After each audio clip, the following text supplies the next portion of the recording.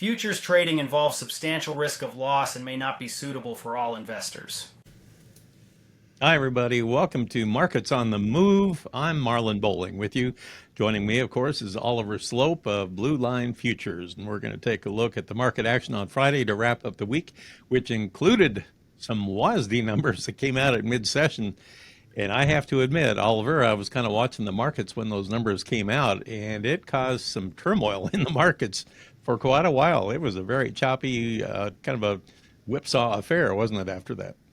Yeah, it really did. And, this report, the tendency, I guess, is a little bit of a coin flip. Sometimes you get market movement. Other times you see USDA kick the can down the road. And I think you could make the case that they potentially did something similar to that today, kicking the can down the road. But the market responded in a much different fashion than what you would have guessed if you just were looking at the headline numbers. We'll go over those headline numbers. For corn, 186.7. That was the yield that they have notched down. That's down from the 188.8 we saw in last month's report. The initial reaction was lower. This coupled with the increase in yield, or acres, about 1.3 million acres, so an additional headwind there, but the market snapped back. And I think this is very similar to what we saw in last month's report, which we refer to as a fundamental rejection. You've got reason for this market to go lower, but it's almost like the market saying, hey, we don't believe that. We think that there's going to be potential revisions lower, particularly in yield from here on out. So I think you're seeing that play into the strong close of the week. A nice end to the week for the corn market, up about 12 cents on the week. And as you can see here on the chart, out above some big technical levels, making new highs for the move, and kind of eyeing that gap from July 7th between 429 and 3/4 to 432 and 3/4. So all in all, despite a quote-unquote bearish report, very friendly price action, just like last month's report. So that means it probably sets things up pretty well for Monday unless something happens over the weekend. How did the soybeans fare through that report? I see where they had some strong gains today. Yeah, soybeans have been choppy all week, and we didn't really know what we were going to get from the USDA on that front. The yield came in at 53.5. That was above expectations of 53.3, but down just 1/10 of a bushel from last month. And this goes to what I was kind of saying with corn. I think this leaves the door open for potential revisions lower in that yield estimate. We know that it has been remarkably dry for a lot of areas across the grain belt through the month of August. So I think that we could continue to see that yield work back, talking with a lot of farmers across Ohio, Indiana, Illinois, even into Iowa. I think a yield closer to 51 to 50, is potentially in the cards. So I think you're seeing the market price some of that in, saying, hey, where's the risk at? Is the USDA going to increase yield estimates from here, or are they likely to lower it? And I think the market's telling us that there's the potential to lower it. Now, the ace in the hole for the soybean market into next week is the meeting between U.S. and China. They're supposed to talk between September 14th and 17th in Europe. I don't know if anything will come of that, but I think that probably added a little bit of premium to prices today as well.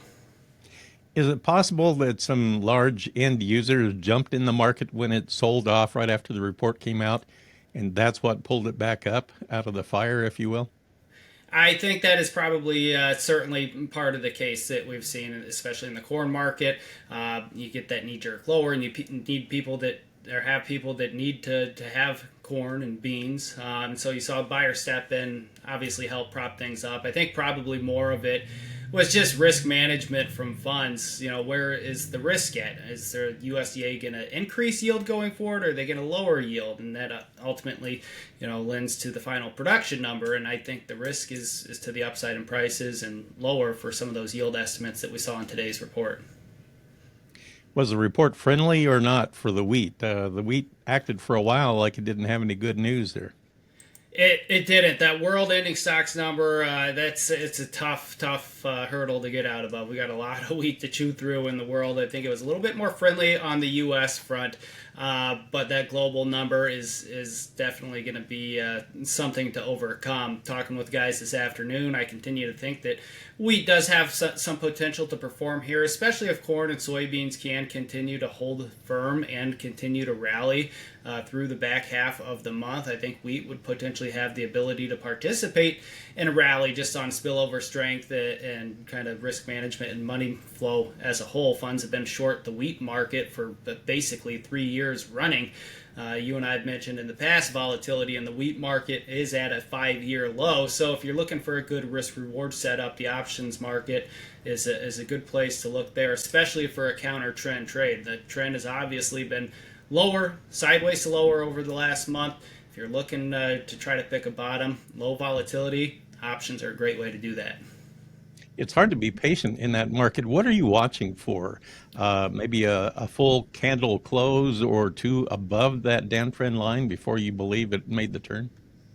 Yeah, so we'll look at this chart. This is, again, our Blue Line Edge trading platform. This is the desktop edition that we have. We've got a mobile platform as well. It's great for charting. You can also trade from here. We've got a trade desk that can help facilitate orders as well. But yeah, we're bumping right up against that trend line resistance, the 20-day moving average as well. That's been a key indicator for a lot of the agricultural commodities over the last several months. We tried to get out above there at the end of August, but failed against the trend line resistance. So we're kind of knocking on the door of both of those again with today's close.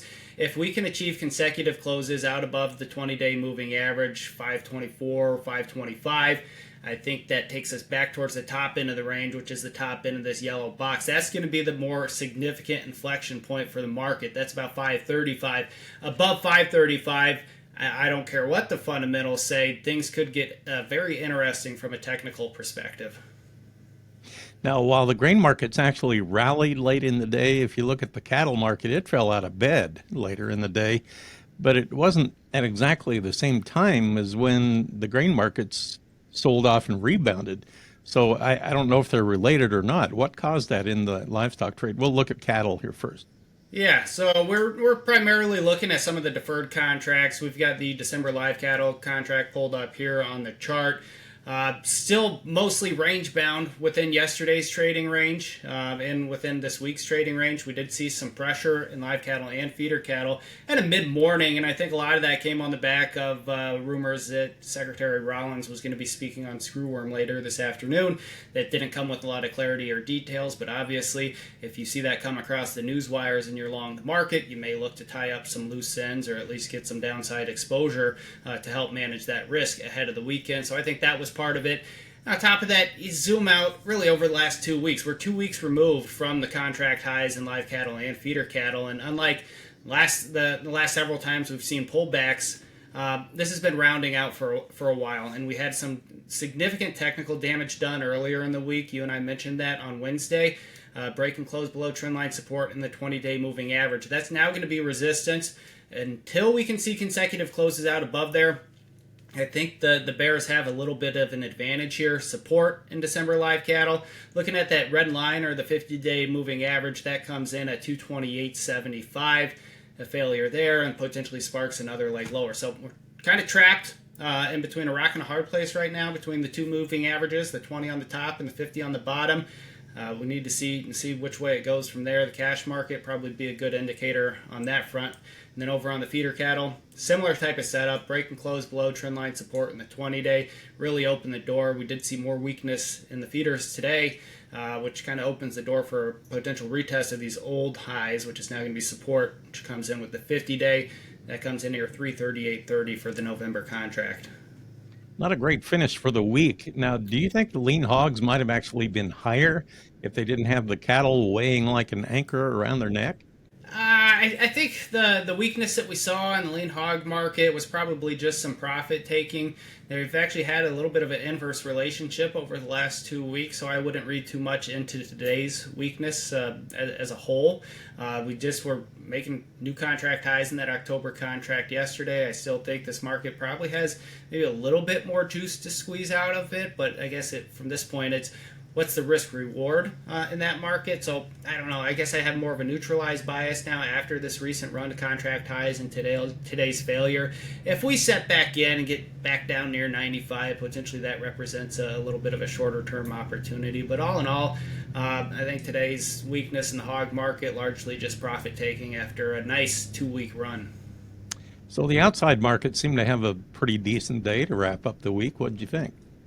Stocks were firming up into the afternoon session, which is good to see. We did see a little bit more volatility in the gold and silver markets this week. Next week, we're going to have the Fed meeting. That's going to be a big one. I think all the expectations are that we're going to see a quarter point decrease in rates on that meeting, and then the market seems to be pricing in I think 3 or 4 more consecutive rate cuts in the months following. So I think that has stock market excited, has the precious metal market excited. You and I talked on the oil market earlier this week, how it looked potentially friendly with all the headline risk coming from geopolitics. That fell flat on its face yesterday, so that did not pan out as well as we would have thought. We did have some strength in the early morning trade. We revisited those highs from earlier in the week, but again, kind of fell flat. Now we're back near the support zone near 62, which, as you can see, it's been a big level as far as support goes. So going into next week's trade, this is kind of a must-hold line in the sand for the crude oil market. I still think, from the risk-reward perspective, this is a value zone. We just need to see it hold.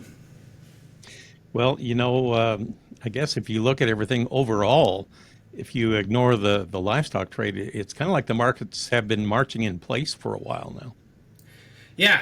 I mean, I guess it depends what market you're looking at. The stock markets just continue to grind higher. It seems like you wake up and every morning it's 1/4 to 0.5% higher in the S&P and NASDAQ, and then the crude oil market is just kind of up and down, and as you mentioned, marching in place, just waiting for a little bit more new news to give us new direction. So what are you going to be watching for over the weekend and Monday morning? Over the weekend, I'll be watching the Huskers, but it's not a serious answer. Next week, we're going to want to see some follow-through with the corn market, soybean market, and again, I think if those markets can see follow-through early on in the week, I think that would probably promote some strength in the wheat market, where I think it's a very underloved commodity, rightfully so. Global ending stocks are really, really high, but I think that is where some potential opportunity lies, especially in the options market, as we had mentioned. All right. Well, I'm sure there'll be more combines rolling between now and then as well. It sounds like pretty open weather for this coming week, at least in most areas. So we'll see what kind of harvest results we really do get starting to pour in. Thank you for the update, Oliver. I appreciate that very much. How do we find more information from you guys? BlueLineFutures.com. We put out a lot of great daily content on that site in our portal, and a lot of that goes out via email as well. I cover the grain and livestock markets. My colleagues cover everything in between. Energies, precious metals, stock indices, cryptos, etc. So we've got a great team in-house that puts that together, and we've got this great desktop and mobile trading platform as well. So if you want to do some more technical analysis or take the platform for a spin with a demo trading account, you can get that done on BlueLineFutures.com. Sounds good. I encourage everybody to check it out. Well, thanks for running through the WASD numbers with us and explaining the fallout after the report came out. I appreciate it. Have a good weekend. We'll check in with you on Monday. That's Oliver Sloup of Blue Line Futures. I appreciate you joining us. We'll catch you Monday afternoon with more Markets on the Move.